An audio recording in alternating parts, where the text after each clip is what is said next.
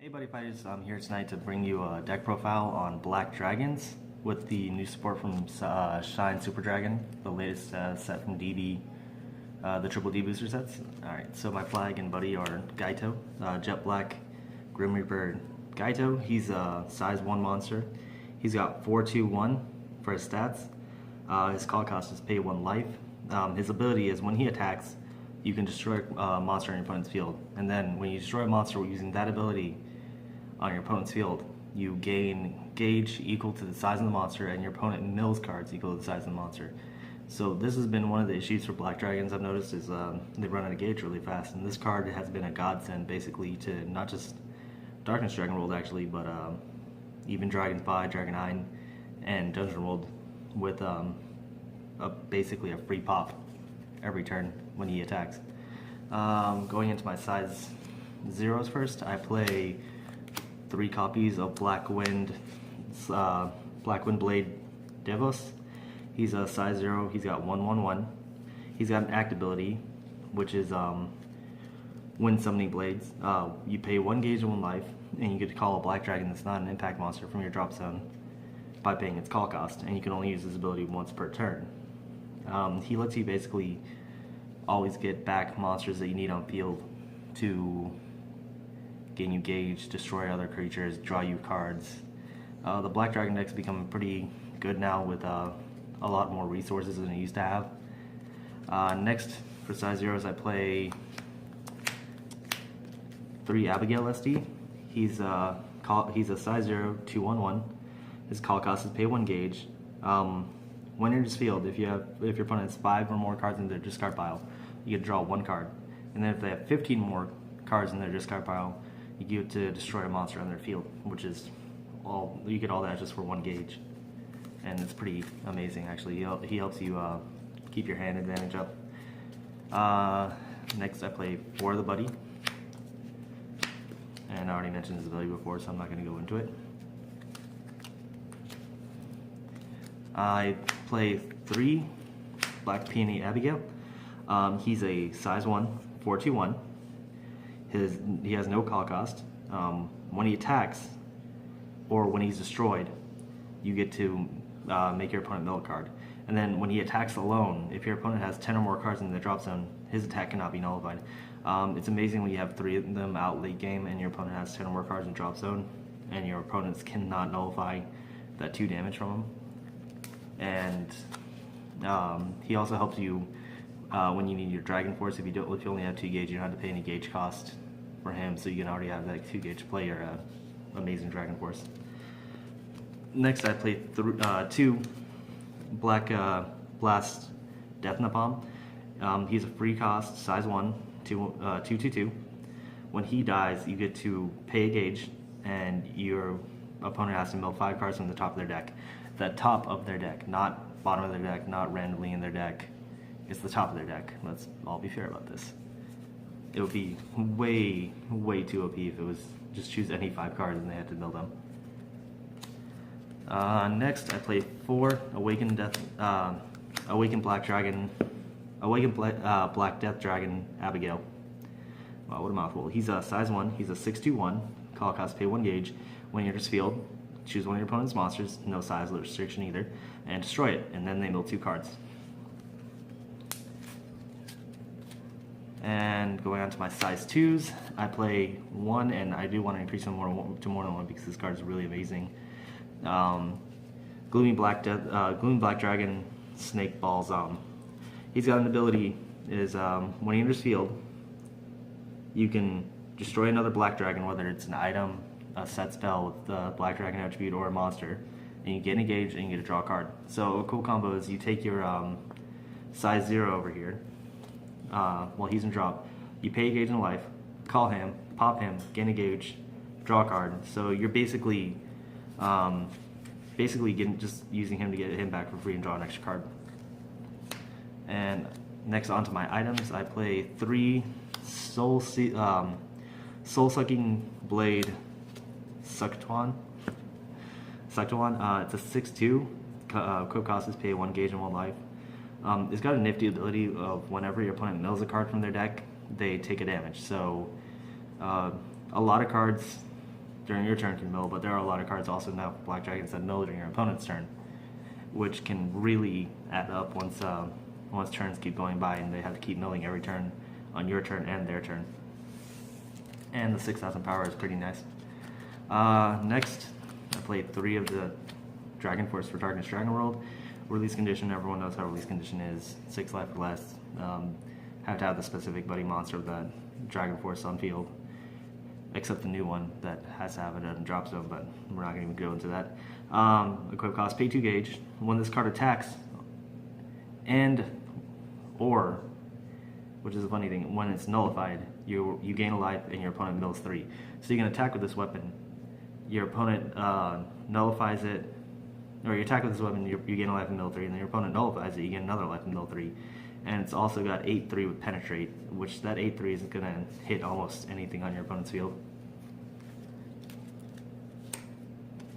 Next for spells, I play 4 Black Dragon Shields. It's really good because it doesn't nullify attack, it nullifies damage, which a lot of cards say you can't nullify their attacks lately in this game.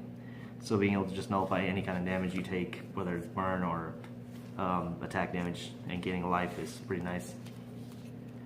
I play 4 Enemy Wall. It's a little bit of a risky card. Your opponent has to mill a monster for you to be able to nullify the attack and gain a gauge out of the 2 cards they mill with it, but it can be really beneficial when you're making your opponent mill so many cards in the deck and you have that weapon equipped, and you're burning your opponent on their turn, not just your own. 2 Black Koth Blade. Your opponent mills 1 card from the top of their deck, and then you nullify the attack if you have an open center. It's pretty nice.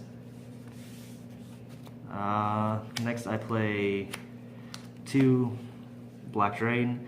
Your opponent mills the top 3 cards of the deck, and then you gain 1 gauge. The deck doesn't really have a gauge issue anymore, thanks to cards like Gaito, the new Enemy Ball, and some other spells that have come out, and monsters that have come out. And making your opponent mill 3 really early on can help you set up later on for your stronger plays. I play 1 Soul Steal. You gain 2 gauge, and then if your opponent has 10 or more cards in drop, you get a 30 gauge, which it'll help when it helps when you need gauge and you don't have any guide. If you've been not hitting your Gaitos, or your Black Drains haven't been really showing up for you as much as you need them to. Next, I'm testing out 1 new card, Black Bargain, because this deck has a lot of destruction. Being able to counter time this and gain a gauge and draw a card is pretty nifty. I took out Abyss Symphony, even though the draw 2 was great. Always try. You don't want to always go down to the life break 6, even if you're getting into equip Dragon Force and all that. It's not really the safest thing to do. But I've been liking this card actually. It's come in handy actually. Next, I've been also testing out Purgatory Loophole. Pay gauge if your opponent has 6 or more. Let me check. 6 or more cards in their drop zone. Search your deck for any Black Dragon. So you can search Black Dragon monsters. So you can search your impact monsters. You can search your Gaitos, your Abygales, Abygale SD, Gloomy Black Dragon, just whatever pieces you need to maybe pull off some combos and make your opponent suffer. 1 Million Edge, pay life is the cast cost, and then both you and your opponent mill the top 2 cards and you get to draw a card. And onto my impact monsters. I've been testing out 2 of each. 2 Last Death Violence. He's the newest one from the latest set. He's got a 4 gauge cost, and destroy 1 or more Black Dragons. The 1 or more is kind of nice because something you can proc abilities, but and 1 is nice because you don't have to sack 2 if you don't have the Black Dragons on field to do it. But on entry, if your opponent has 10 or more cards in their drop zone, you nullify all abilities on your opponent's field, and you destroy all the cards on their field, which is really amazing. And it's got 10, 2, 6, so that 10 is gonna hit anything if it somehow survived, if they somehow let it survive. Then it's other abilities. If your opponent has 20 or more cards in their drop zone, this card gets triple attack. So this could be a really good game finisher. Next, for impact monsters, and I love this guy. picking up 2 more soon, and I might test out 4 of them. It's Abygale Unlimited Death Drain. It's an 8/2/7. Call cost, pay 3 gauge and sack 2 of your black dragons, whether it's set spells, monsters, items, as long as they are black dragon attribute. When it enters field, your opponent mills 10 cards, and 10 cards in this game is pretty big because most decks run 50 cards, and they already go through 8 cards from their deck from opening hand and gauge. So they're down to 42 cards when they start the game in deck, and I've made people get close to decking out with this. And I think if I honestly run 1 more of him or 2 more of him, I could probably make my opponents really regret playing this deck. When you attack with this card, if you have 20 or more cards in your opponent's drops, you burn your opponent for 2 and you gain 2 life. So this plus the Dragon Force will gain you 3 life every turn if this stays on field. And honestly, it's going to become, it's going to get attacked. It's after the turn after if your opponent survives this, the 4 damage it can potentially deal. But if you are able to protect it next turn, it's just painful having this thing stay on field for your opponent, and it's just so beneficial for you. And lastly, I play 2 of the original Abygale Vanishing Death Hole. It's 8/3/8, which are pretty amazing stats. Pay 3 gauge and destroy up to 1 black dragon on my field. Then when it this card gains when this card attacks, if your opponent has, what is it? 6 or more cards, this card gets 3 more crits, so it becomes a 6 critical monster. And then if they have 12 or more cards, this card cannot be nullified. Unless they have a card that can nullify the damage and gain them a life, they are going to more than likely lose when this card enters field. Oh, and when it enters field, you destroy your opponents. You destroy all other monsters on the field, which it's crazy to be able to just board wipe with 1 card. All right, that was my Black Dragon deck profile. I'm about to go into some combos because after doing some research, I learned that people like learning some combos with this game, and I've noticed that in a lot of deck profiles, because I love watching deck profiles on YouTube and learning about different ideas for decks, because you could always find something out new that you never knew or never thought about through the way other people think. It's I haven't seen too many people show off combos. Some people do, and which it's great because you get to learn some things you might not have known about your deck or a deck you're trying to build. So going into some combos like before with the with him, he's pretty versatile because you call him, and with the Gauge Excel you get in this deck now, you can go into, let's see, you can pay a gauge in life and then pay another gauge, go into him, and depending on the drop zone, you could either pop a monster or draw a card. But it helps if your hand's getting low and you don't have the key pieces you need, or if you're hoping, if you keep track of your deck, you can also tell what you might be able to draw next. Like one game I knew I had all 6 of my impact monsters left in deck, so I knew if I at least drew, I knew that one of the next few cards was going to be an impact monster. So I played him, paid a gauge in life, called him, and I had 3 gauge left in deck, so I could call Abygale Vanishing Death Hole and finish the game off with that. But this guy, the gauge in life can seem heavy at times, but thanks to Gaito, thanks to the new spell that lets you basically gain 3 gauge for free, because this deck will get your opponent to 10 cards in drop zone pretty easily, and thanks to things like Gloomy Snake and Black Drain, your gauge is less and less of an issue for this deck than I've ever seen it before, and I don't feel as bad paying the gauge in life. And also, paying the gauge in life could get you to life break 6, so you can only have Dragon Force in hand and call him, and draw a card, and then 2 gauge equip Dragon Force, and it's amazing because you'll never have to re-equip a weapon again. Another cool combo, and because Gaito over here is not a once per turn kind of card, which I'm surprised they didn't make him once per turn, because this guy, just the destruction is stupid. You could call 2 Gaitos out, swing with 1, pop a creature, gain gauge, swing another, gain gauge, and then go into final phase and have all this extra gauge left over for next turn for more monsters or more impact calls. Let's see, is there any other interesting combos besides, well, the weapon. First of all, this weapon being a 6/2 can hit a lot of things, but just every turn, the fact that you're able to make your opponent mill, you're burning for 1, so you gain a gauge, they take a damage. You nullify an attack, gain a gauge, they take a damage. You attack with Gaito, pop a creature, they mill, they take damage. It's just the consecutive damage every turn is just gonna add up if they can't get rid of this weapon. And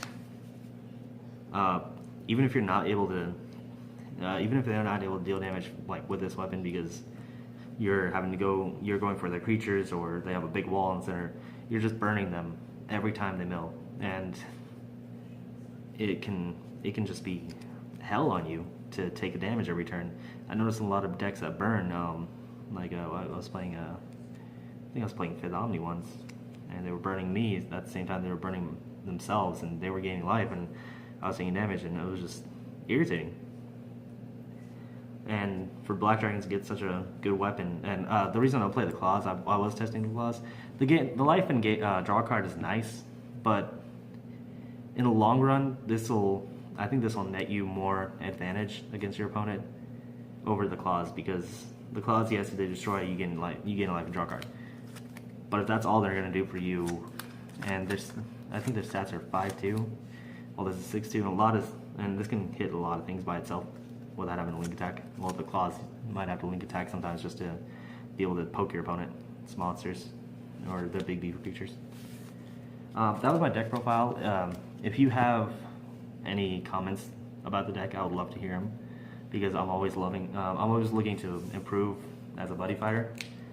I also want to give a shout out to Buddy Spoilers for being an amazing site.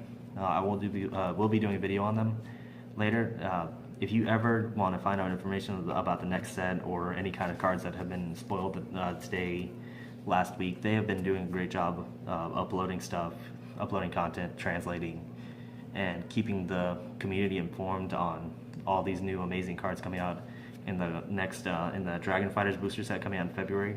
And I feel bad because I'm gonna have to bust so many boxes of that just to get some secret packs that I want, because I play Dragon World. I have a Dragon World Sun Dragon deck, and their new Dragon Force is stupid because it's a Gargantuan Punisher.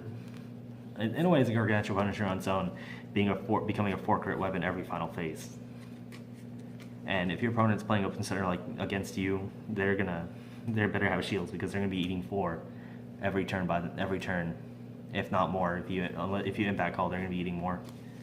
All right, thank you and bye.